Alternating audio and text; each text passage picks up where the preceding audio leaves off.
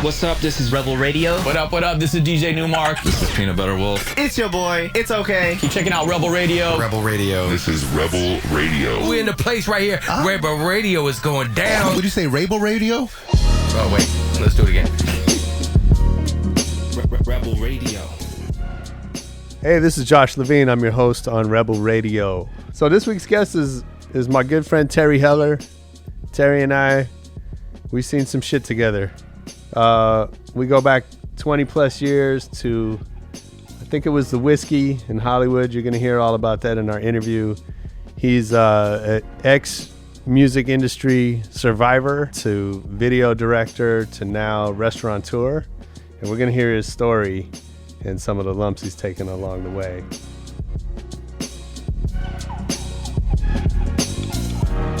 Watch Terry Heller read his text messages. Hello. Respond. What's up, Rebels? Welcome back to Rebel Radio. My guest today is my good friend Terry Heller. Terry and I go back since we were kids, probably 20 years plus. More than that. 91, I met you. Yeah, that's right. It's coming up on 25 years. At an ASCAP party at the Roxy, right? That's right. Yeah, so we'll talk about that. Terry was at the time an A&R man for Ruthless Records and has had a diverse career in music video, real estate, and now Terry is a restaurateur, owner of Plan Check here in Los Angeles, which has been voted the best chicken sandwich. Is that correct? I think we got best chicken sandwich in America, according to Restaurant Hospitality. I mean, these things change. Yeah. We've been voted best burger at times in LA, so yeah. Well, if you haven't been, the Southern Fry is amazing. Which is the chicken sandwich. Yeah. Correct. Welcome. Thank you. Thanks I'm for excited doing to be this, here. It's very exciting. I love doing this. You know, we're 6 episodes in or something, and I love doing this partly because, you know, I get to talk to people that I've known for a long time, and I'm still learning things about, even though we're close friends. I have a feeling I'm going to learn some things that I didn't know about you already. And one of the things, you know, that I think in some ways you're perfect for this show because... Well, tell me first the format of the show. What are we trying to accomplish with the show? Well, this is it. The format's us talking shit. But is it about business? Is it about, I mean, the people that are listening at home, I kind of like to have an idea of what the agenda is, because I will try to. For me, what this show is about is how you build a career around being creative. So it's a little bit of business. It's a little bit of just how to stay creative, how to find inspiration and kind of have a life that's, your career is an example. You never went and had a straight 9 to 5. Correct. You know, you didn't follow that traditional path of I'll go to college, I'll go get, a corporate job. Correct. Work 30 years and get a pension, that kind of thing, right? So, you've had a really interesting career, an interesting life, and hopefully it's not over. I feel like I'm just getting started. Well, I'm going to talk about it as if it's over. Okay. In the past tense. No, but right, and you've reinvented yourself professionally many times along the way, and I think that's really relevant to the way that business is going in the future, right? And our parents' generation was much more about one career. 100%. You pick it, you do it forever. You may or may not like it, but you're kind of stuck with it, right? And I think this new world that we live in is very different, and you've been a great example of that. Yeah, I appreciate it. It's not just about the entrepreneurs. I mean, even in this new world, many corporate guys that I know that, I live in the suburbs, sure. So I'm exposed to a lot of these sort of corporate guys that took that traditional route. Yep. None of these guys have job security. I see them moving around every few years, albeit they're making a lot of money, they have a nice life, but they're not lifers either. I mean, they're constantly reinventing themselves. Yeah. At the end of the day, I always said, and I tell my kids, I have 3 kids, I always tell them, look, if you could create a job for yourself, that's your job security. Mm-hmm. Never rely on somebody else to make a living. Absolutely. Because, you'll find yourself in trouble at some point. Yeah, I mean, I think that the traditional route is really false security. Correct. Right? It looks, that you go to a big building with a big logo on it every day, and it feels like everything's secure. But how many times have we seen all that stuff crumble? Listen, look at the music industry. There are so many people, myself, you, a lot of us that were employed by the music industry. I was a director. Mm-hmm. We did music videos for every major label. That industry today is gone. It doesn't exist. There's still music videos, but you can't make a living doing it. Right. So you definitely have to understand that regardless of your education, regardless of your skill set, you're going to have to roll with the punches or you'll be left behind. Yeah. All right, so we're going to talk about all that. I want to go way back to the beginning, though. Like I said, we met 1991 at the Whiskey. Was it the Whiskey? I Yeah. thought it was the Roxy for some reason. Okay, it was either the Whiskey or the Roxy. Pretty sure it was the Roxy. I have a good for an memory. ASCAP showcase. And you were doing A&R at Ruthless. Correct. So, and so we should note that your uncle, Jerry Heller, was at the time managing NWA, Right. one of the biggest groups in the world. And in my mind, one of the most important music acts really of all time in terms of what they stood for. I mean, what look, they accomplished. were huge then, and their movie's about to come out now, and it's pretty amazing that they're still relevant. Not more. I mean, they're just as relevant today to me as they were then. Yeah. So, it's at the end of the day, phenomenal music and phenomenal movements around music Mm-hmm. stand the test of time. So Mhm. that's a testament that it's incredible. You look at rock groups that still tour today, and these guys are in their 60s and 70s and they're still doing it. So I feel like Dre will be around, like Quincy Jones, until the end. Yeah. He's undeniably one of the most talented people to ever hit the music industry, if not the most talented guy in my mind. So take us back to the beginning there, and how did you? First of all, how'd you? I mean, obviously you knew about Ruthless through your uncle, but how did you decide to take a job there, and how did that come about? Well, look I met Eazy. I forget the year. I mean, it must have been 86, 87. So I'm in middle school, and first off, I started off as a fan. I was one of the first kids in my neighborhood. Once again, I grew up in the suburbs, Westlake Village area, to have turntables. Mm-hmm. I had the Radio Shack version. I forgot what they were called. Yeah, the Realistics. Yeah. And they didn't have the direct drive, so you had to sort of push it to kick it off. Yep. In fact, I'm moving to my new office, and in my storage, I just found my 1200s. So I'm excited because I'm going to get those set up. Nice. By no means was I a good DJ, but I had turntables, and my uncle used to give me vinyl to, like, demos used to come on vinyl. Mm-hmm. Yeah. So I remember Test getting pressings. Yeah, like test pressings, whatever. I remember having like Joeski Love, Houdini, UTFO, LA Dream Team, Egyptian Lover. So for me, it started with a passion for that. I did not know too many kids that were into hip hop the way I was. So do you remember the first record you bought? no, I didn't buy a lot of records. I would get a lot. I just remember I'd have demos. And of course, my mother, I don't know, must have been 1920, decided to throw away all my vinyl, which nice. was awesome because a lot of those records, I bet you if I had them today, there'd be like, who knows, I could have had a Biggie, demo in there or something. But Right. I don't remember the first record I bought, but I definitely was a fan of hip hop while all my buddies were into Judas Priest, Iron Maiden.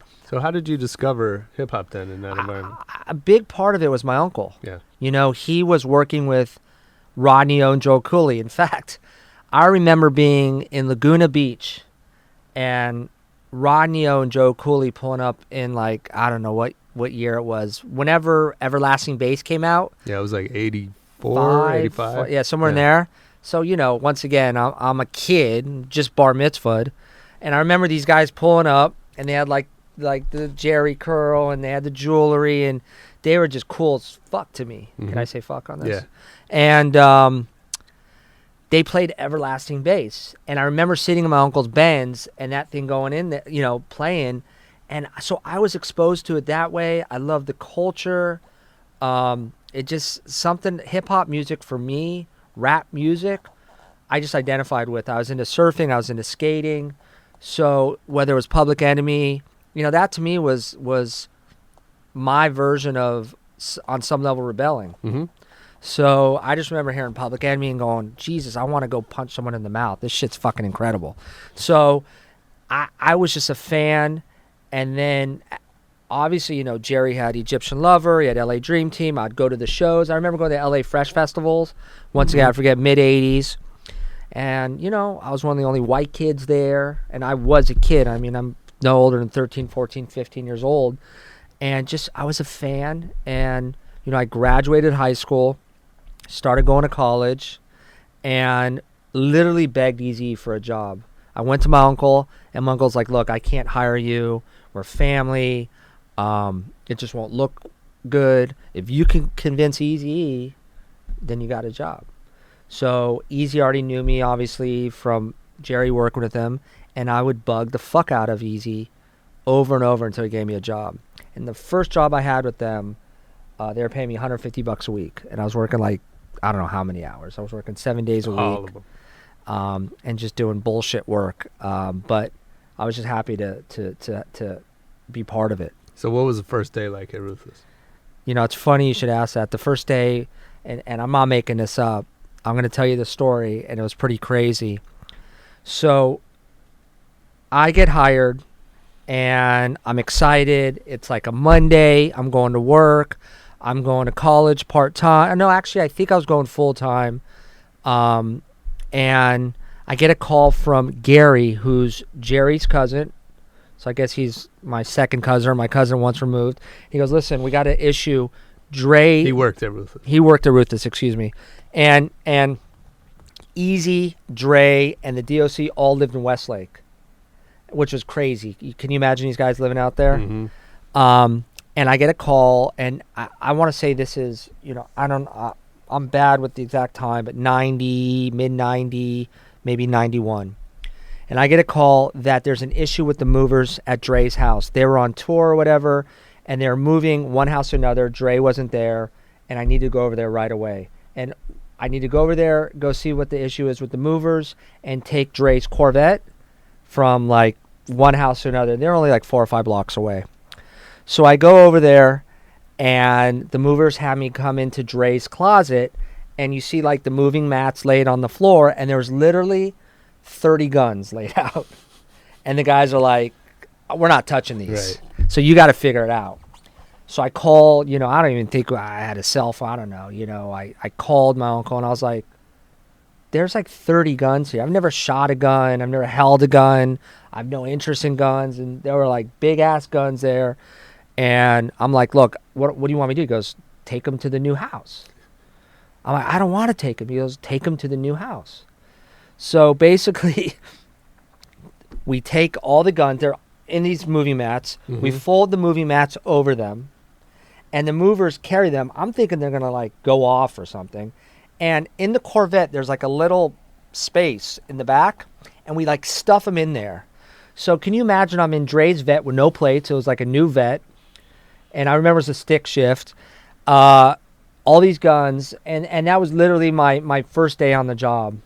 Wow. Dre wasn't like, a big... I mean, look, I don't want to give the wrong image about Dre, but, these guys liked their guns. The Doc liked his guns. Eazy liked his guns. And, Mm-hmm. I'm sure one or two probably end up missing with the movers. Yeah, I'm sure. But, that was my first day on the job. That was exciting. Pretty exciting. Crazy times, I'm sure. Yeah. What was Eazy like to work with? We've read a lot about him, as a personality. What was he like on the day-to-day? Eazy was, first of all, what's great is we were friends. I knew the guy. He looked to me as a kid. But both Eazy and Dre were amazing guys. I think the perception of them to the general public is a lot different than what it really was. I'll start with Eazy. I mean, he is by far one of the most intelligent. I mean, his business acumen, his intelligence is off the charts. We would walk into meetings with high level music guys, and the way he would conduct a meeting, the way he would present himself, the way he would present an idea, a group, was just brilliant. And, you know, what I really learned from Eazy at the end of the day was you could do anything. This was a guy, remember now, you know, you have to take, it's now looking back, it's like, okay, well, Dre has headphones and, you know, Puffy has vodka, and none of that shit existed back then. You know, these guys had a platform because they were rappers. But Eazy was always thinking about what was next. In fact, I'll send you guys a copy and maybe you could flash. I have it on my Instagram. Eazy and I were working right before he died on starting a film company together. But Eric always was thinking outside the box. He wanted to start a film company. He was thinking about clothes. And he never had this sort of idea that he couldn't do it. He always had this self-belief that I could do it and I could do it better than most people. And like I said, at the time, this was unheard of. Not only that, the deals that Jerry and Eazy were striking with distributors and record companies were groundbreaking. They were doing deals that haven't been done before. Not by Russell, not by Puffy, not by any of these guys. So, you know, Eric was definitely on some next shit. I mean, he was always thinking about the big picture. I always heard that it was maybe not that easy for NWA to get signed. Is that like there was rumors about like Geffen like walked away from it, or is that wrong? I don't remember now. This is, you know, I mean that's mid '80s. Look, I will tell you that I remember when NWA came out with what was it, 8 Ball and Posse or whatever, and Jerry set up a showcase, if you will, at one of their recording studios in Torrance, and Chris Blackwell came and a couple other, I believe it was Chris Blackwell from Island Records and a couple other executives, and I remember Eazy coming out, and it was completely bizarre for him because he had this scarf on with piano keys, and I never saw him. I guess that was his version of being like a little bit, you know, fly. I don't know. I just remember seeing it going, I'm used to seeing him in like, you know, Raiders, and he was kind of like a little bougie that day, and they did like 3 or 4 songs, and I remember they did pass them up. I don't remember Geffen ever being involved, but I do remember Jerry calling his friends in the business, guys like Joe Smith, or, you know, I'm trying to think of some of the big names, but Bob Krasnow, or some of these big record guys. And he would tell them what he's doing, and they said, you know, because Jerry had a reputation for partying and being out of his mind back from the rock and roll days, and they really said, you know, I remember very clearly someone saying to him, you've lost your fucking mind. What? Yeah. NWA, what? Yeah. So I do remember that there was a lot of resistance, but there was one guy at Atlantic Records, Jerry Greenberg, who did their first major deal, and they did Michelet and JJ Fad. But Michelet and JJ Fad were not NWA. Right. And but that helped launch Ruthless. Well, that's the thing. It's so hard to imagine. You know, today hip hop is everywhere. It is, you know, It's pop music. It's pop music, Yeah. but it's just American culture. Right. Right. There's no part of American culture that hip hop hasn't touched in some way. And this is not that long ago. 25 years ago, 30 years ago, right? It was taboo. It was like, you know, Listen, you had songs called Fuck the Police. Yeah. I mean, I remember we would come into the office and Jerry'd hit play on the answer machine, and there'd be guys like, you know, this is Jim Bob from, you know, so-and-so, and we're going to kill you. He'd use the N-word. I mean, we would get threats all the time. There was a letter from the FBI. I mean, there was always some issue and some concern for our security. Yeah. I mean, it was definitely crazy back then, and there was no precedence for it. And look at Eazy was unapologetic. He didn't give a shit. He was going to do what he was going to do, and he wasn't going to let anyone tell him no. What stood out to me, you know, I met Eazy a couple times, probably through you, and then, you know, I interviewed him once. I think I might have mentioned that. And what, rap pages earlier. or something? No, who'd you write? Herb? Could have been for Herb. Could have been rap pages. Was this under Felix the Cat moniker or? No, it was not. Okay. I don't remember who I wrote it for, but it was in his office, and 21890 Burbank Boulevard, Right. Woodland Hills. in like the most inconspicuous corporate park, Right. right? Like You would never think. Actually, my mom worked for an insurance company Oh, that was yeah, I in the remember same that. complex. I remember that. She was As like on the Ruthless third Records. floor. We were on the I Yeah. remember that. Yeah. That's funny. And anyway, we had met previously, I think through you, but now I was here like for an interview, and I come into his office and he sits me down. He's at his desk, this, big wooden desk, and he reaches in the drawer and pulls out a pistol and sets it on the table. I don't and he believe goes, that. What do you want to talk about? Really? Yeah. But he was giggling. Yeah, it was Like, just fun. Easy. It was Let me tell you it something. a Easy funny- was a that was pra- on the 5150. Yeah, he was a practical joker. You'd walk into his house and he had these little like Chucky dolls, Mm-hmm. and he was into like he had this crazy sound system. I remember watching Hellraiser there once with him. I mean, he was into just fucking with people and being like just crazy. But what I remember more than anything, he and Ice-T, like here I'm this 19, 20-year-old kid, nobody, and both of those guys stood out to me for being the nicest, most welcoming, kind of engaging people. No ego, like in that way, right? Just totally open arms, Yeah, and they didn't have to be. I met Ice-T through the years. Obviously, I was a big fan. But yeah, Eazy was a cool guy, and I'll never forget his impact on, once he came out and now he started crossing over into the white kids. Mm-hmm. We would go to like, I don't know, Beverly Hills. I remember specifically one time going to Beverly Hills, and the reactions from people were crazy. Like, he was such a fucking celebrity, this guy. Yeah. That he would get mobbed. We'd go to like the Topanga Mall, which is still exists there. I was just there over the weekend with my daughters, and he would get mobbed. Like, there was something about Eazy and his there was something about his personality. He was a little bit of an enigma, but he would just get mobbed. We would go there alone, and there would be 50 people following us. Mm-hmm.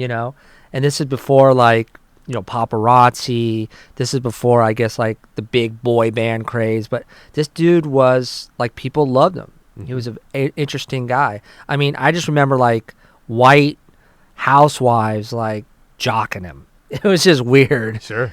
And remember, like, he lived in the suburbs. There were no rappers. I mean, Right. it was just, and people just loved him, man. He was a character. So, working at Ruthless, you, I don't know if discovered is the right word, but you found Will 1X, Will 1X, who correct. became Will I Am. He was in a group called At Band Clan, a tribe beyond a nation. And how did that work? You brought that to Eazy? I saw them. Will would freestyle all the time around town, but Ballistics. but was like specifically the hot Ballistics, which was like the hot, little pseudo celebrity like David Faustino from Married with Children. club. It was his club. Yeah, it's his club. Him, Nick Adler, Dan Eisenberg, and Bobby Jacoby. Mm-hmm. I think those are the four. Oh, Robert Gavin was involved too. And I would see him, and the guy was a talent. And I said, hey, man, let me manage you, and I can get you a deal at Ruthless. I discovered pretty quickly that making $150 a week wasn't cool, and that wasn't going to get me anywhere. So I started, Sure. I was doing a lot of bullshit work for Eazy, like whatever, transporting guns illegally, whatever I was doing. But, I wanted to advance, and I was never, patience is definitely not in my vocabulary. So I started trying to figure out ways to just be relevant and be heard. So yeah, I brought App and Clan, which had Appity App, and Taboo wasn't in the band at the time. It was a kid named Mookie, who's literally like his, like, same, like they had a very same look. And these guys were not only phenomenal like freestylists, but they were amazing dancers. Mm-hmm. And these guys had crazy style. Like, I used to take Will to the thrift stores, and he'd buy like knickers, like just weird old man clothing, and would just look dope as fuck. And some people would like look at him like he was an ass, and some people would think he was cool. But you know, I even though they got signed to Ruthless, it was a struggle for me. At this time now, you know, while they were getting signed, Eazy started catching some major headwinds. You know, obviously Cube left in the 80s, Dre left, and I think Eazy lost a lot of sort of his confidence for a moment, and he people would get in his ear, and I just remember him always talking to them about being backpack rappers, and a lot of his friends thought they were corny, Right. so they were never released, which was the best thing that ever happened for them. Yeah. You know? Yeah, I mean, it's hard to imagine, you know, Will with who he is today, right, coming from. And I met him back then through you. We went to his house, to his mom's house, somewhere down by Dodger Stadium, Yeah. and picked him up, and you know, that was my first time meeting him. You know, it's funny. Will, when I used to go pick him up, whatever we'd hang out, whatever we would have to go to a meeting or go to the studio, he would tell me like to honk the horn, like, I don't know, honk the horn twice. And he'd literally be running out of his house because dudes would want to kick his ass.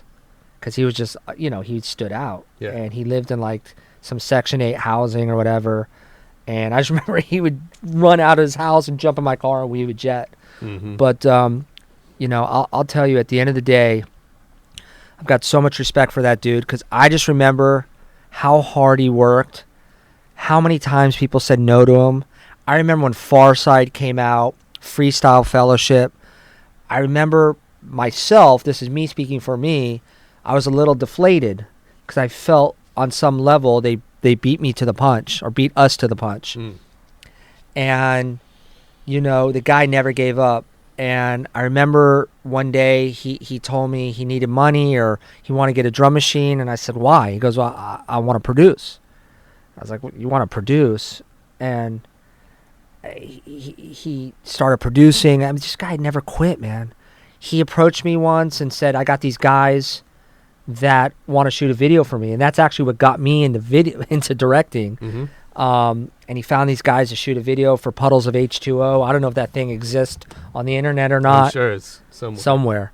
But the guy just never quit. He always worked hard. And I remember in a matter of months, this guy was making beats, and he just had this self-belief. He never gave up.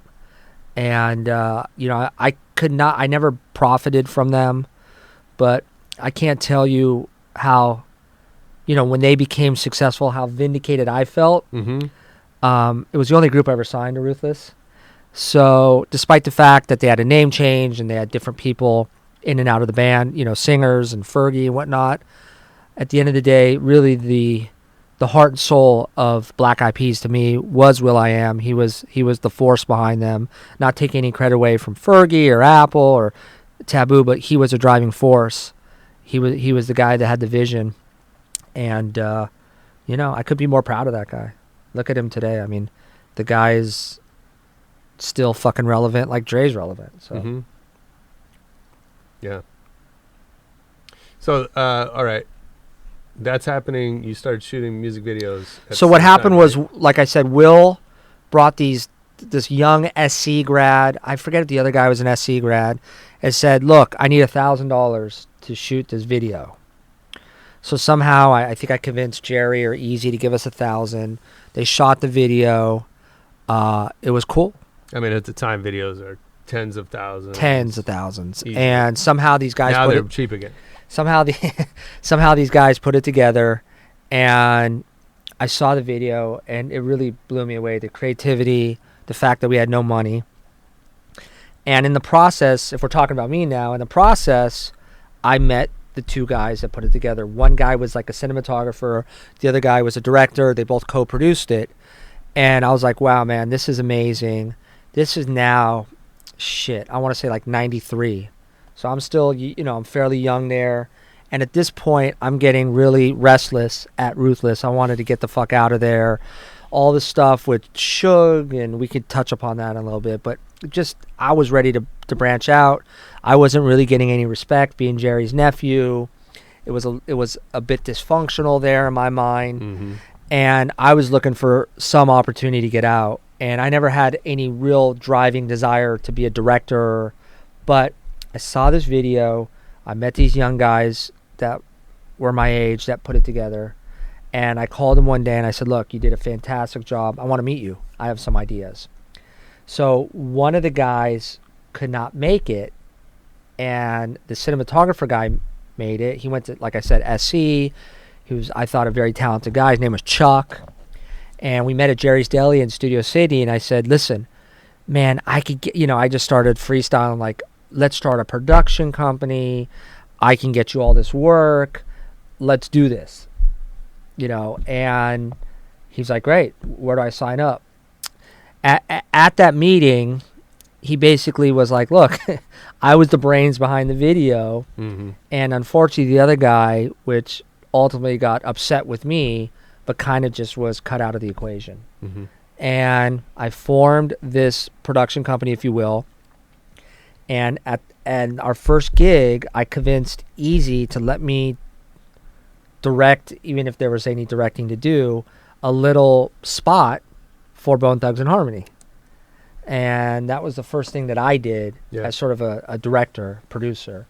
And we went to Eazy's house in Norwalk.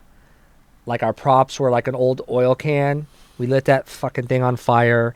And these guys, I don't know if we could cut to the clip or not, but these guys are around. You got, all the bones around the trash can, and they're, I can't sing, but they were doing that little East 99 is where you'll find me, slinging my yayo daily. And they were doing all that shit. We did it, cut it together, and Eazy loved it. And I did it for like $5,000. And they're working on their EP. There might be some other people that didn't agree with what I'm about to say, but my memory of Bone Thugs back then was, this was a very confusing time for Eazy.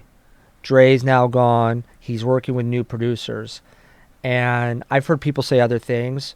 My memory was Eazy wasn't 100% sure about these guys. Once again, he had a couple of these guys in his ears, like the Apag Clan, who ended up becoming the Black Eyed Peas. And I remember there was a little concern about kind of their machine gun style of rapping. So I remember Eric was a little apprehensive, and there wasn't a huge push, financially speaking, in general. And he was working with a bunch of other rappers at the time, and artists that you guys have never heard of. But, Ruthless was in a transitioning stage of Dre leaving and all that stuff with Suge. And I just remember there wasn't a lot of momentum and belief in them. But I will tell you that worked to my favor, because when it was time to shoot the first single, I went to Eazy and I said, what's the budget for that? And they had the host of directors they worked with. And he said, my numbers are going to be off, but he's like 100 G's. I said, well, I could do it for $50,000. Not knowing if I could or not, but I just put myself out there. And he's like, done. Because I did that little commercial for them. So we ended up going to Cleveland and we shot the video. It was Thuggish Ruggish Bone. That was my first video I ever directed. And it was a huge hit. So was it, did you make this conscious decision to say, I don't want to be an A&R guy, I want to make videos instead of records? You know what? I always had a passion for A&R, and honestly, I regretted it for a lot of years because I felt like I was good at it. I felt like I understood what people wanted to hear, and I thought I could have really made an impact. It was really a function of circumstances. I left my house, even though Jerry is my uncle. I left my house, I turned 18 after I graduated high school, and I remember leaving the house at 17, getting an apartment, and just wanting to be independent. And at that time, I, like a lot of sons do with their fathers, I was kind of butt heads with my dad, and it was just a matter of circumstances. I saw this opportunity, and I saw not just the opportunity to make money, but the opportunity to be on my own. So none of it was really premeditated. It just unfolded that way. I've always, I think, been pretty good at identifying an opportunity, and not only identifying it, but figuring out how to make it work to my favor. So, you know, once I did that video, even when I did the video, I just saw myself as being maybe an in-house director at Ruthless. Right. But the second that video came out, the first call I got, because it ended up, you know, being real big on The Box, and what's The Box? Yeah, The Box, yeah. and I don't even know if it was on BET at the time or MTV. I got a call from Def Jam, and I went out there and I met with Lior, and I did my second video was a West Coast artist, Dresta and BG Knockout, that was signed to them, but because I was based here, and because the look of the video is, you know, they're trying to really grab like really the essence of LA, and it was like a diss video. It was BG Knockout and Dresta, who were Eazy-E's boy, dissing Snoop. Yep. So that was my second gig, and once that happened, I quit Ruthless, and I was, you know, in my mind, off to the races. I was a video director. I had a little production company. Then I met Brett Ratner, did a co deal with him, and started directing and signing directors to my company, and you know, I just was making it happen. Yeah. You know, it's crazy just how, you know, think back to that time. I mean, how much beef was just everywhere in the industry, right? Between, you know, Eazy and Cube, Eazy and, you know, Death Row and Ruthless, and then It was all crazy, these kind of yeah. like It was- spin-off beefs. Yeah, you're forgetting about like Bad Boy and Death Sure. Row. Yeah, I of mean, course. Then, yeah. I was living it. All that Suge Knight stuff. I was there when he would come to Ruthless. Yeah. I always felt, though, that this beef didn't, for some reason, apply to me. Because I would see these guys out. I would see them on video sets. I'd see Suge at a club. And everybody knew that, like, nobody really fucked with me ever. I never had an issue. I was never concerned. But, look, I lived through all of that. So it was definitely pretty crazy. Yeah, I mean, I just think it was a wild environment. It's pretty wild. Yeah, I remember Suge coming in to Ruthless one of the first times and having a bunch of dudes with him. And I wouldn't lie. I would say I was a little scared at that moment. But, yeah, it was crazy. It was the Wild West, you know. Yeah. Now, I remember, you know, I was in fact, one of, so you and Chuck shot the Dub C video for me. Cheddar. Oh, yeah, I forgot that. No, what year was that? Not Cheddar. Just Clowning. Yeah. I didn't direct it, though, right? No, Chuck did. And what year was that? That was 96. See, we've been helping each other as much as supporting each other as much as we can through the We years. shot at a car wash, right? I just remember Dub C going on top of a Mercedes. Yeah. We rented a and Mercedes. crip walking or whatever the fuck he was doing. That's right. And it cost us like $2,000 because he fucked the hood up. Yeah. Dub C, I'm still looking for that $2,000. Do you have a number on him? Because I remember I had to come out $2,000 out of the pocket, and I was not fucking happy about that. Hilarious. I do Yeah, and remember. then obviously he was in the middle of all that beef too. He was, yeah. Well, you know, the whole. Oh, I'm like, forgetting Cube. Yeah. There's West Side Connection, all the East Coast, West Coast thing. now everybody's friends. Yeah, of course. Time and age and money solves all that. Well, you know, it's funny because I always tell you that you're my only friend. That I'm your only friend that you have never fought with. Right. Because you're kind of a beefy dude. I don't Like, know. Maybe you've mellowed out over the years, but like you do not shy away from a conflict. I will tell you that I definitely picked up some bad habits from my uncle. Okay. So one of those habits was I never shied away from a fight, but no, my whole MO is completely different. But yeah, I mean, you're hard to beef with, so. Yeah, I am, and it's so. I mean, I'm just pretty. You know, most things just kind of roll off. And this guy smokes no pot. He True. barely drinks. Yep. But no, I definitely opinionated and definitely passionate, and definitely. But I'm the type of guy too that if I have a fight with a friend, I could forget it. Like Jerry could hold a grudge. I didn't talk to Jerry Heller for 19 years. Yeah. We just started talking 6 months ago. That's on him, on his end. That's a whole other story. But I don't hold grudges. Yeah. Like, I could let it go. It would take a lot for me to really stop talking to somebody forever. How do you do that? Like, what happens that you just let it go? Because it's bullshit. Like, when you look at, like, the core of why you fight half the time, it's a bunch of nonsense. You look at all these reality shows, and it's like, Oh, yeah. these people fight over the dumbest shit. Like, Yeah. it's just bullshit. And especially when you have history with somebody. At the end of the day, I understand that you're going to have disagreements. And, like, I got a buddy in Miami, Joey. Love the guy. I mean, we will go at it. We drive each other fucking crazy. But at the end of the day, man, we have history. I know the guy loves me. I love him. And, you know, I just don't have time to, like, make a bunch of new friends in my life. So I'd rather just fix, you know. But I don't, you know. You got to understand, at 21, 22 years old, I put a lot of pressure on. I'm not making an excuse, but I put a lot of pressure on myself to perform. Sure. I had a lot of, remember, I would have a production company. I would have these we'd have these jobs. I'd have tons of people on set that I was responsible for. I had to pay them. Guys in their 50s and 60s that would work on the job. I did not have the maturity at that time to deal with that stuff. Mm-hmm. I also was very insecure. I did not go to film school. I did not have any formal training in film. So I always felt like a little bit of an imposter. I feel like that now at the restaurant industry. I felt like an imposter. So I was always sort of fighting those insecurities. And, you know, I'm just not a patient guy. But I certainly, you know,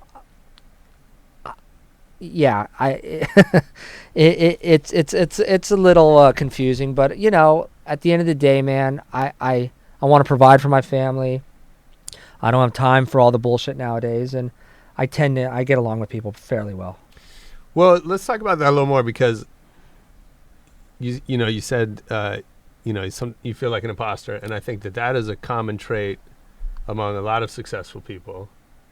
Probably some unsuccessful ones too, but I think there are a lot of people who succeed out of that fear of being sort of found out. Yeah, absolutely. Yeah, I always, you know, every industry I always felt like an imposter. You know, I did the video thing, and I had a production company, and, you know, ultimately I didn't leave it because of any reason. Then I kind of fell into it. I never felt super passionate.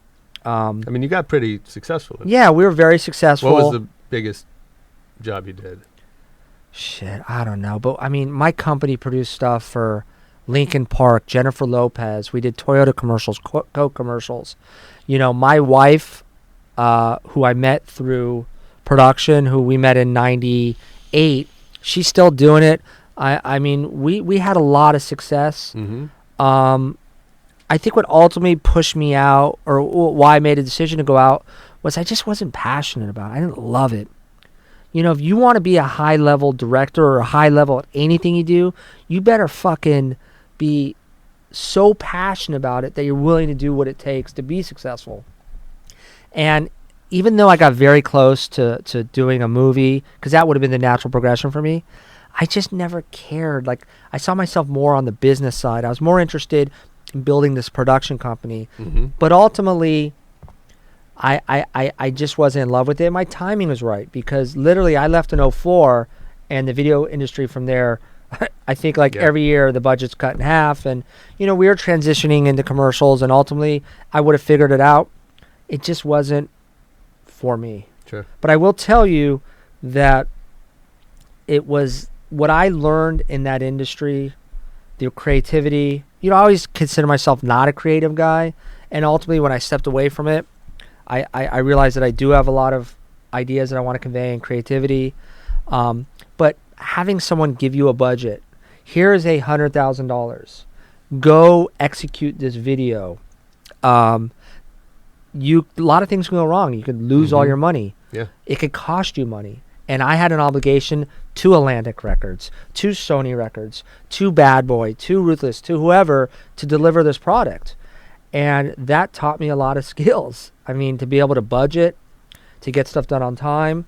But one of the biggest skills it taught me was team. And I always try to hire people that outclass me, which wasn't hard. But I always try to find, my wife was one of them. I heard about this woman who was this great producer, and she worked with these very high level directors. And that's how I called her and said, hey, I want to meet with you. And then I met her and I started clever films with her. I was always looking to get like the next big DP. I was always looking to better my situation by hiring a better team and surrounding myself with the best people. So let's take that now to present day, right? So how does that, all these lessons that you picked up, you know what's crazy? How does it work in your current business? You know what's crazy?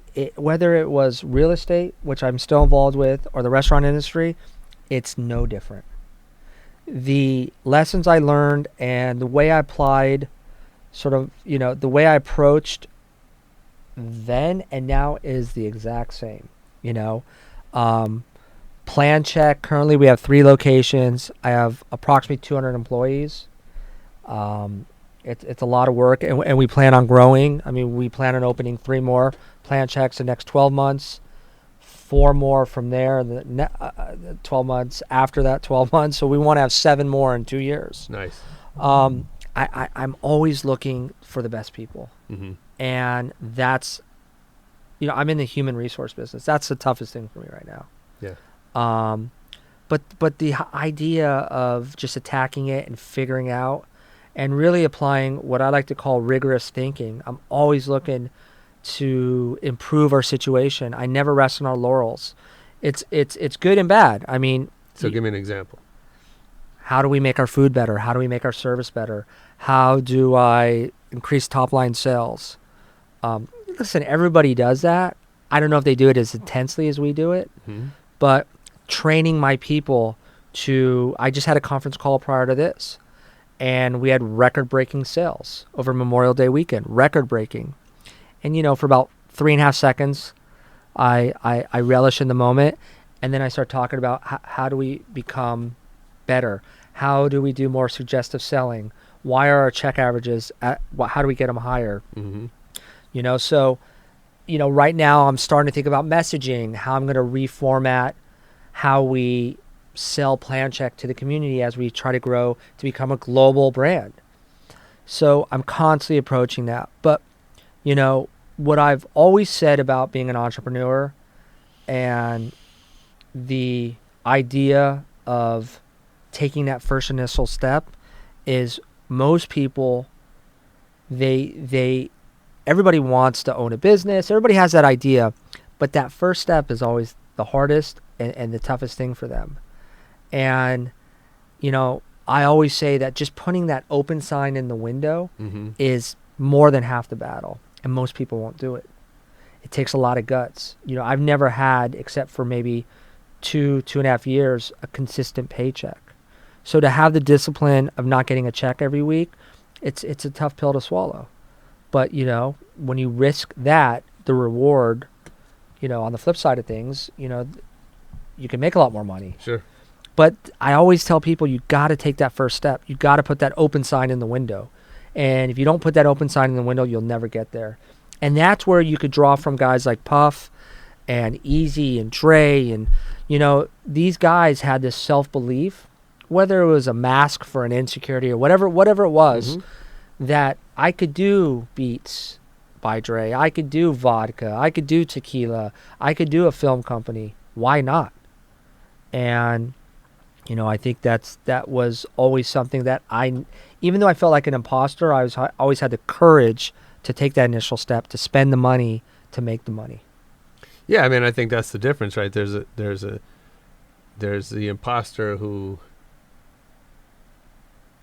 because he doesn't feel secure, doesn't take any action. And then there's the imposter who, because he doesn't feel secure, needs to go take action and go essentially prove himself wrong. Yeah, I mean, I'm just as hungry today as I remember being, just turning 18, driving in my car, and just being fucking excited about making it out there. And I still, I seriously have that passion today at my age. I mean, I still feel like I wake up this morning, you know, I have that fire's still there. I want to I feel like I haven't done anything, and that's what just drives me. I mean, you know, in 3 years, we've opened up 3 restaurants. I've succeeded in a space that people tend to say is impossible. Yeah. I think that excites me too. I love when people tell me. I remember coming into the restaurant industry. You have to pay the GM this. You have to do this and that and that. And the more people that say that to me, the more I want to show them. You know, and that's me just being stubborn. Yeah.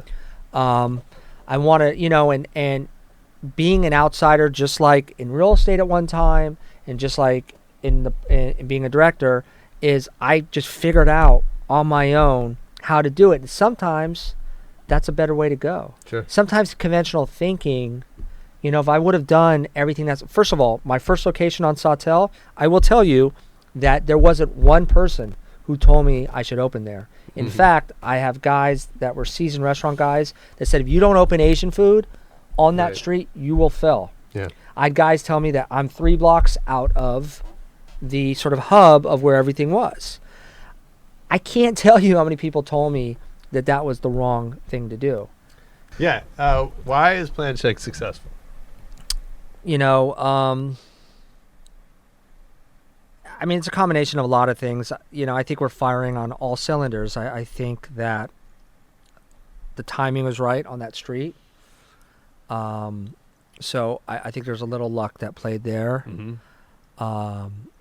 You know, we really emphasize for the type of very, you know, what I like to call polished casual dining experience, we really emphasize service. And ultimately the food is phenomenal, you know. So I got very lucky, but once again assembled the very best team that I knew how to do. And you know, we have 3 locations. We're doing really well. But I mean, we're barely out of chapter 1 in my mind, out of a 40 chapter book.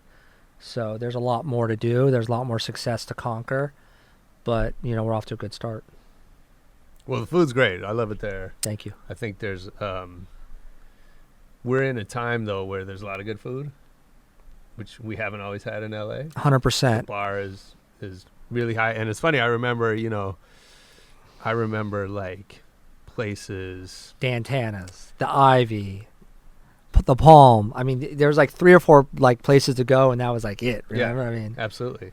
And I was thinking more on the casual side, like to, you know, I was thinking, like, remember Cafe Marmalade, like when they opened. they're still around. Yeah, but it was like before that it was Denny's, Right. It was some like garbage, and then you're like, oh, this is pretty good, and Right. now like you can't eat a Cafe Marmalade, like they've been surpassed.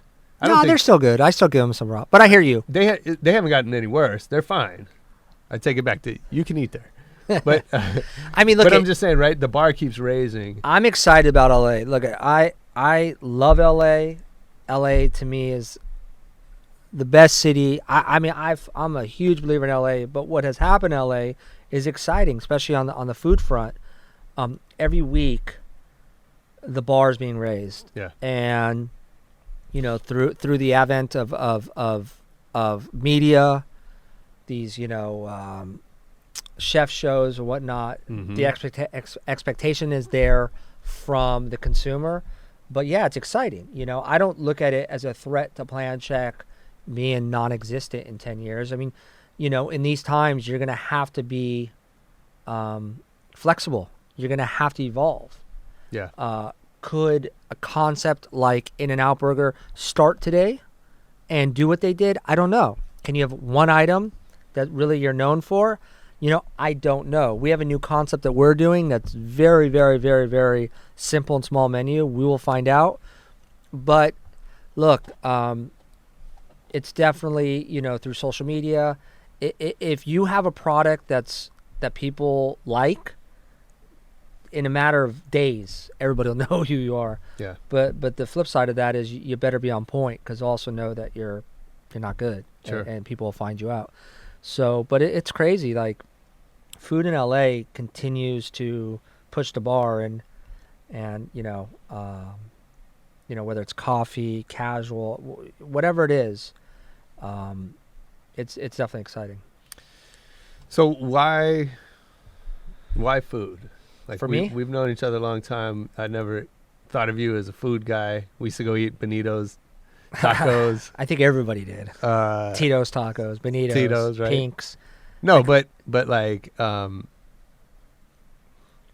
what drove you to You know, food it's as a funny. business? Out of all the things I've done, architecture, which led me to real estate, design, I think the fascination and the excitement of creating from scratch, you know, but I've always had an interest in restaurants. And it's bizarre. I remember being 13, 14 years old thinking, how do I get a Taco Bell franchise? I remember I had a childhood friend whose parents owned a Taco Bell. Mm-hmm. And I had to ask him all kinds of questions because it was just something. I like the idea of the business. I like the idea that every day you're open and you can make money. Yeah. I like the creative side of it. So, I mean, I even remember trying to do franchises years ago, and it just never happened. I was too busy, whatever. But I just always had a fascination with the business side of it, the service side, the creative side of coming up with something out of thin air. And, you know, I've always loved food, but I always liked what I would call comfort foods. Mm-hmm. You know, I was much more interested in finding some, you know, taco stand than the next great big, you know, fancy steakhouse. Even to this day, that's just something that's always been interesting to me. You know, that donut shop that, you know, is in some obscure area that no one heard of. Sure. Or, you know, I still go to my taquito spot on Alvaro Street. I've probably gone with you before. Mm-hmm. El Cielito Lindo. So, you know, that's the kind of food that I'm interested in. Okay. And that's kind of what we do. You know, we take classics and we remix them. So it's something that's always been in me. And I can't tell you how excited I am about what we're doing. Nice. I think for the first time in my life, although I did say I feel like an imposter, I feel like we're making an impact and we can continue to make an impact. And despite all this competition coming in the marketplace and food sort of being like everybody wants to be associated with a restaurant or food, Yeah. I feel very comfortable, you know, what lane we're in, and I'm very excited about the future. You know, you said something about finding the best team, and I agree. For myself, that's always been the biggest challenge. And what I've learned is that it's not just the best people are the best people for me, right? Like it's our fit together Right. that's going to really make that work, as opposed to, you know, I meet sometimes really talented, skilled people, but we're not going to work together. You're not compatible. Absolutely. Right. How do you do that? Like, what makes someone the right fit for you? I mean, and how do you find that? I mean, that's a good question, you know, right? So if you're talking about partnerships, right, true partnerships, they have an equity interest in your business, or you're going, you know, you have to be on the same page, right? So if a partner of mine, let's say, is older, doesn't have kids, and their agenda is to make a quick buck or whatever their agenda is, that's not going to gel with mine. So I always wanted someone to be sort of at the same place when it comes to partnerships with me in life, right? If you have young kids and I have young kids, there's a lot of common ground there. And, you know, there's a lot of things that we're sort of on the same page. So that's with, you know, regards to partnerships. Now, finding the right people, I mean, at the end of the day, you know, I don't believe that money is your influence. I really don't. I mean, you know, money is not going to find you the best people. If you say, look, I'm going to pay 20% more than anybody else, I don't necessarily correlate salary with good people. I also don't correlate, hear me really closely, because this is something I've always believed and preached.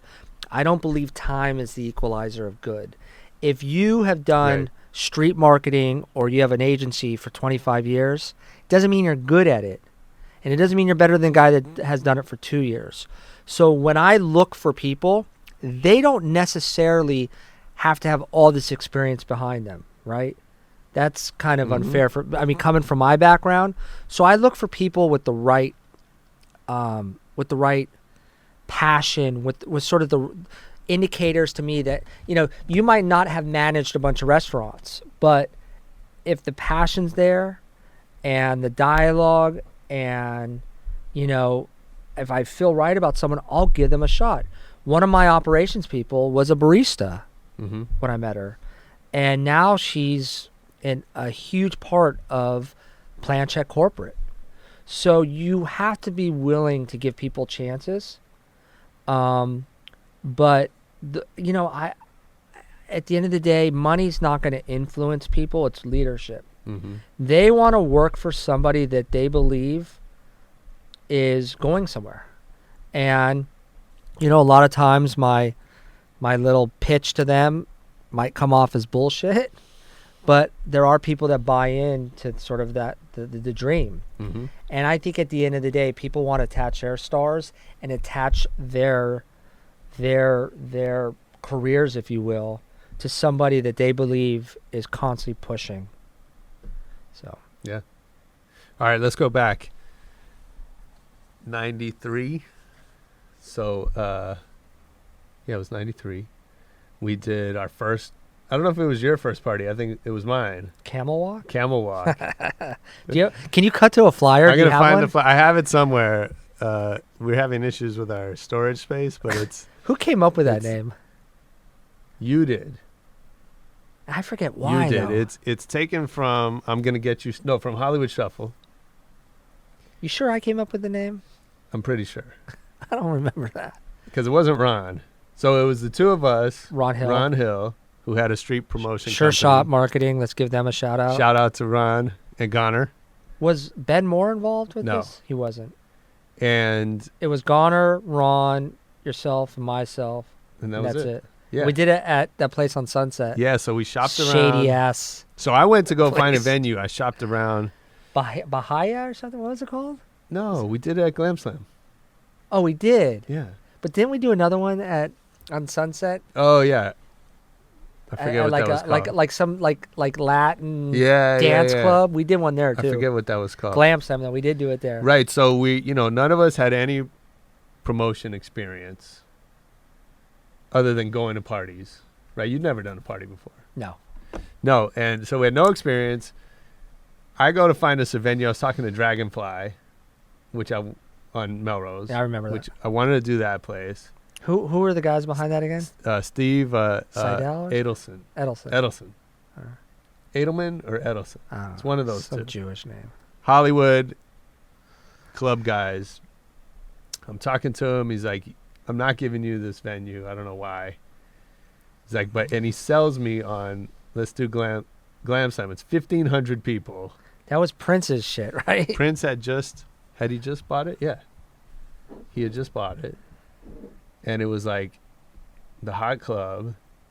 And didn't I have like Eazy come and so yeah, you got Eazy to Did we do performances? host, Oh yeah. who I think he never went out on stage. I think he decided he wasn't. But I remember feeling it. Rin was there. I remember there were We had cameras Ren, there. It was like a we big had- deal.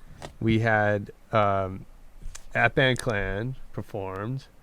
We had Funk Dubious, who then brought Cypress Hill on stage with them. I have the worst memory. I don't remember we had, that. DJ Aladdin, DJ Utaka, who was one of Ice-T's DJs.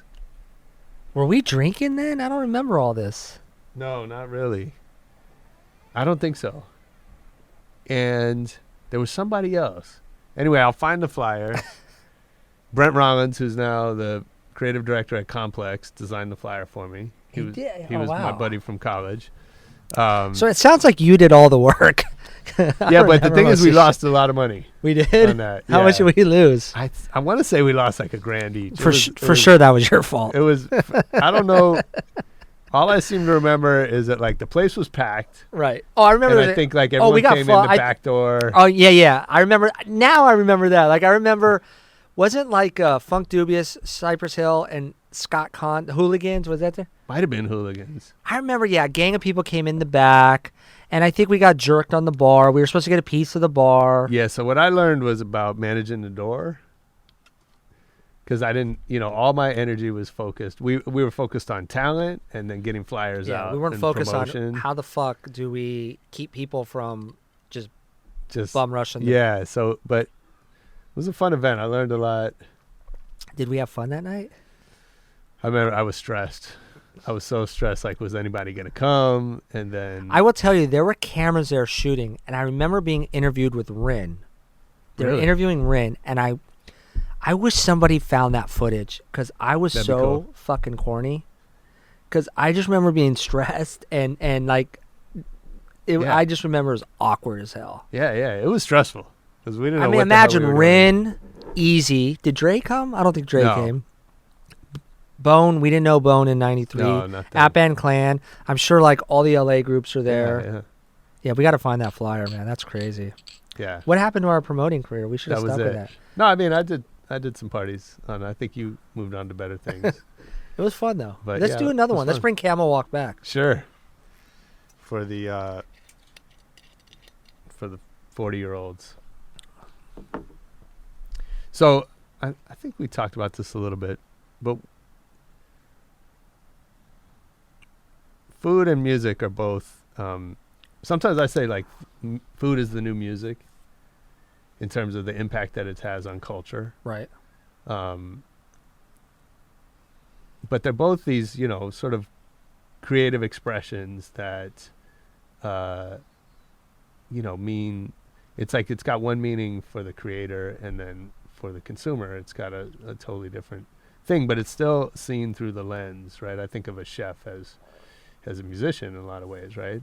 'Cause he's got his philosophy about what it should be like. And Right. so how do you, for you, like, how are those businesses? Correlate. Yeah. From the consumer side, I think it's interesting your point about food being the new music because, like music back in the day, I think there's a large group of people that want to find the next big shit, Yeah. plan check, whatever. So I think that there is sort of this mentality of like, I'm gonna go find that spot first. I'm gonna be like an early adopter of this restaurant or this movement Yeah. or this ice cream place or this coffee joint. And I do think that I do see that correlation. Do I consider chefs artists like musicians? I don't know if I see as much of a correlation.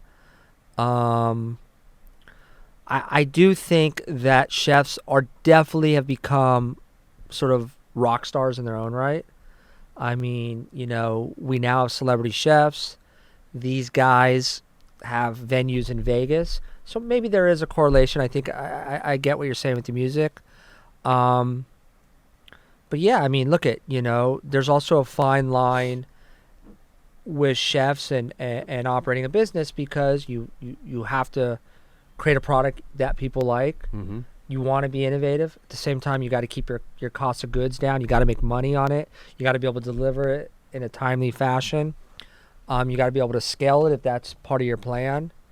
But no, I definitely see the correlation. I do think that food is a lifestyle sort of movement, and millennials and people of all ages want to be associated with food. Yeah. I mean, you look at Facebook. Yeah. I mean, it's like Instagram. If you have kids, you're on Facebook posting pictures of your kids.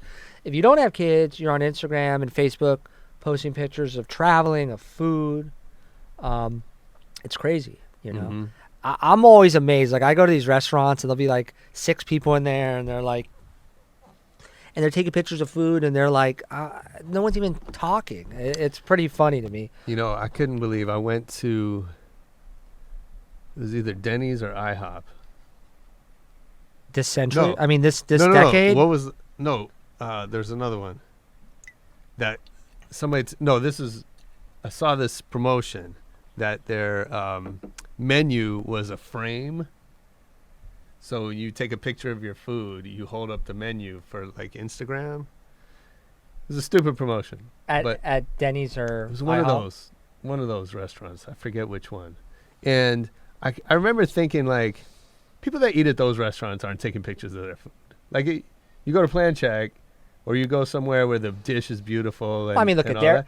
they're trying to be relevant, right? But I was wrong. Like, you look online and there's a shitload of photos of Rudy Tooty Fresh and Fruity. But you know what's funny though? A lot of these places that if came out today would not ever work, but they have time on their side. Sure. I mean, there's plenty of, I'm not gonna name names 'cause I'm friends with some of these people, but hot dog stands in LA and places that if they came out today would not be relevant because the food is garbage. Right. But that is part of, there's history. They have history on their side. We as kids ate there. Yeah. And they're not going anywhere because of that. So whether it's IHOP or Denny's, I mean, one of the few criminal acts I've ever done was dining and ditching at Denny's. Besides transporting guns. Besides transporting guns, was, I mean, how many times you go to a Denny's and ditched out, So I have great memories of Denny's and IHOP. So, I like those places. In fact, I still think that somebody needs to create the new IHOP and Denny's for, like, you know what I mean? Like, yeah. And there's one-off places, but I do think that there's room in that space to create the new breakfast sort of diner. I always thought KFC should create a spin-off that's like the same recipes but nice food. Right. Like organic chicken, it's like well prepared and all that, but it's. Did you know McDonald's has like McDonald's cafes now? Yeah, McCafe. I don't know. That's going to be a tough. That's going to be a tough sort of tall order to. But their strategy is like, we have this audience that's so massive, right? That who McDonald's? You're talking about? Yeah. Right. That the different corners of that are always getting chipped off. Right. Right. Chipotle or whatever, Starbucks, right? So their whole thing is like, they're not trying to win over the coffee snobs to come to McDonald's. They're just trying to stop people from leaving, right? That if you're a McDonald's consumer. So you're saying that their business plan is like, we don't need to grow, we just don't want to contract. Well, it's not. I mean, they grow like, they're so big, right? They grow as population grows. They grow. Yeah, but they have major headwinds right now. Of course. I will tell you, my kids have eaten at McDonald's once or twice. You know where they want to eat? Guess where they want to eat? It's not a tough. This is where my kids want to eat. Yeah. Starbucks. Yeah. I don't know why they don't have little toys. My kids every day, let's go to Starbucks because they got the little sandwiches. That's funny. And I think Starbucks is the best ran, company in the food space. I mean, Howard Schultz is brilliant. I strongly recommend reading any of his books. That's something I've always done too. Is I read business books and biographies, autobiographies every week. I'm reading something new. What's the last good book you read? Right now, I'm reading Brian Grazer's book. What the fuck's the name of it? I'll tell you what Brian Grazer's book, the name. I just started reading it. It's called, and the reason I started reading it was I ran into him at. You read on Kindle? I read on my iPad. Uh-huh. Why isn't it here? Hold on. It's on my iPad. Let me search it really quick. Brian's book, the name of it, but. I'm reading it because I ran into him at Nobu in Malibu, and he's a big fan of Plan Check. We don't take reservations, but we always get calls from his office. Sure. Brian's coming in, and we hold a table for him, and we do. Mm-hmm. So I approached him. I actually ran into him in the restroom. I was like, "Oh, hey Brian, I'm Terry Heller. I own Plan Check," and it was crazy. I didn't know what kind of response, but he's like, "Wow, yeah, I'm a huge fan," and he immediately barraged me with questions. The book's called A Curious Mind, and it's exactly what that is. Yeah. And he goes, I always wondered, how'd you come up with the name? Like, he asked me 4 or 5 questions. He's like, can I get a business card? It was so, I was just looking him up, and I got home that night, and I saw that he had a new book out. So I always learn stuff from these books. Mm-hmm. I mean, they've really become a huge, I think, staple and inspiration for me, just, across all industries. Yeah. But I forgot, you asked me something before that.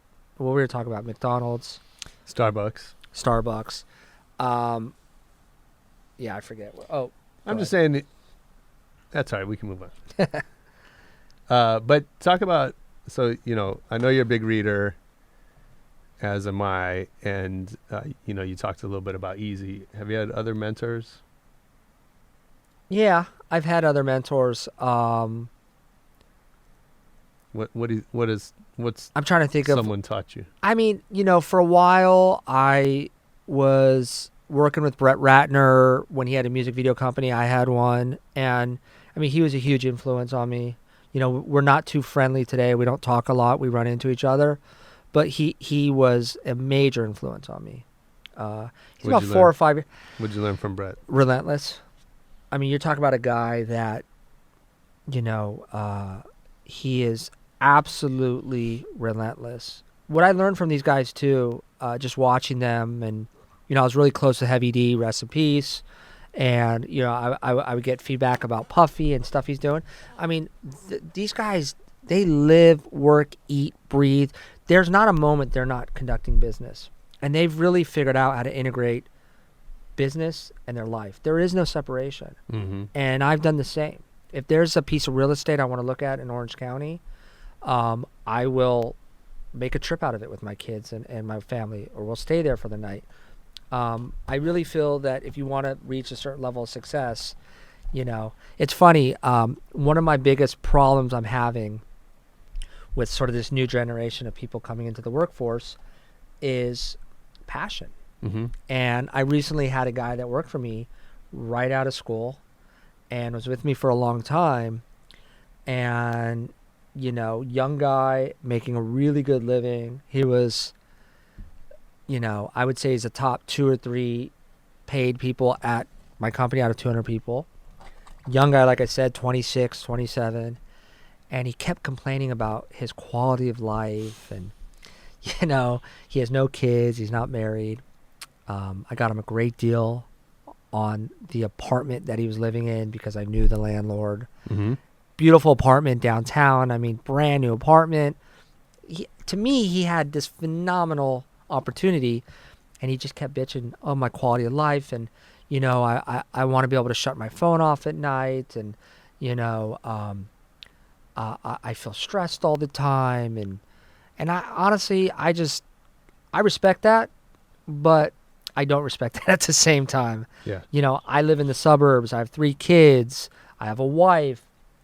I have all this responsibility, and I just knew at that point in time that the way he presented himself and what he wanted out of life and what he told me his goals were as, a potential business owner at some point, growing a plan check, it wasn't going to pan out for him.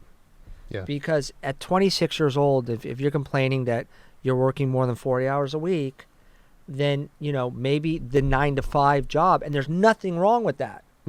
But don't sort of lie to yourself that you want to be the next Jay-Z, yet you don't want to be bothered at 5:01 because you're tired, or you want to watch a sporting game, or a basketball game or a football game. Like, don't tell me this bullshit.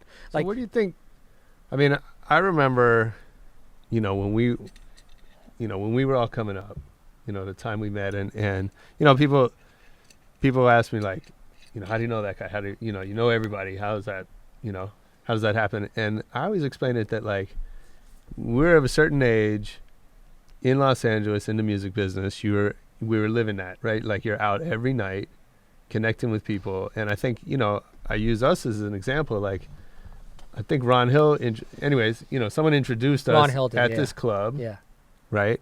And it was like, what's up? We probably talked for 5 minutes, 10 minutes. And then probably what happened is we saw each other again a few days later.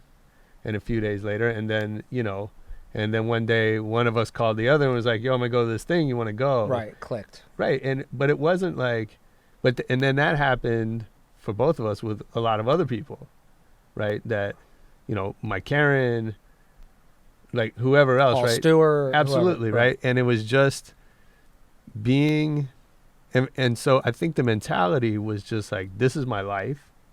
I'm going to do this. Well, we were all coming up at the same time. Yeah. And despite the fact that this music industry was this big industry, It was a very small, finite amount of people that were in it. Yeah. We all loved hip hop music. So right off the bat, Sure. we had that in common. Absolutely. We were going to the same place. There's plenty of people I would see out that I see today that don't say hello. Right. Like I just never connected with them. Right.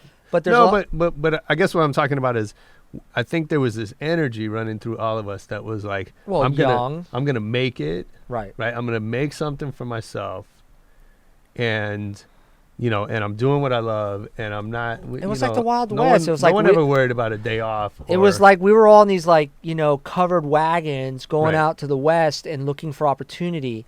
None of Yeah. us, most of us had a very similar background. We came from middle class families. We didn't have a ton of money. Sure. I think at the end of the day, and to this day, I still feel passionate about music, specifically hip hop music, Yeah. like I did back then. My son's 13 now. He wants to talk to me about hip hop. I look at him like he doesn't know shit about hip hop. Of course. And it's funny because the stuff I used to play now he likes, like he's coming around. Yeah. But that was the common thread, was this passion, not for just the music, Right. for rap music, but the Yes. culture, Yes. the art. Listen, I was into art back then. I still collect art. Mhm. I am so passionate about art. I love trying to find the next new big artist. I probably buy, 5-6 paintings a year. Put us up on somebody. What's that? Put us up on someone. What was the last piece I bought? Yeah. Pose. Okay. Just bought Pose. Mm-hmm. So what do you think happened then from guys like us at that age to this 26-year-old kid that you're talking about? Like, it's not just him. Well, I right? think when we were that age, there were guys like him that would it talk. just didn't. That would talk the talk, but at Okay. the end of the day, didn't want to put in the time. You got to fucking pay your dues. Do you- You got to work hard. None of this for any of these guys come easy. Right. And that's why I was saying, like, mentioning these guys, like Ratner. This guy was a whirlwind of energy. Like, I remember I'm up at 5:30 every day, no alarm clock, but I go to bed early. Mhm. But this dude, I remember he'd wake up a little late, but the minute he woke up, dude, it was on. Going here, going there, meeting, calling people. It didn't fucking stop. So the Yeah. grind never stopped. So I just think that either that people understand that and they have that drive, or they don't. It's not the money drive. Mm-hmm. That is not going to get you, Right. that's not going to get you that far, because if you're really just about the money, you're going to have a tough time sort of weathering the storms, if you will, because it's not enough to get you over those tough times. It's Mhm. got to be the passion. Yeah. And I wasn't passionate about filmmaking.